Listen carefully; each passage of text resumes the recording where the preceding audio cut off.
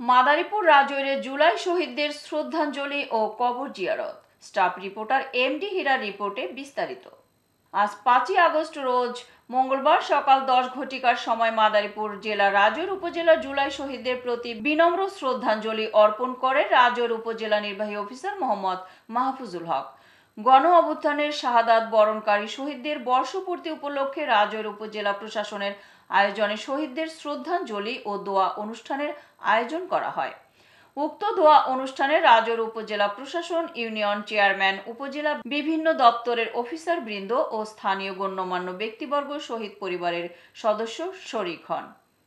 সকল ব্যক্তিবর্গ শহীদদের কবরে শ্রদ্ধাঞ্জলি জানিয়ে দোয়া মোনাজাত করেন। জুলাই শহীদরা হলেন রাজৈর উপজেলার শাখারপাড় গ্রামে শহীদ মনিরুজ্জামান মোল্লা, বাসুদেবপুর গ্রামের সুবাহান মুন্সি, পূর্ব দারাদিয়া গ্রামে শহীদ শাওন মুফতি।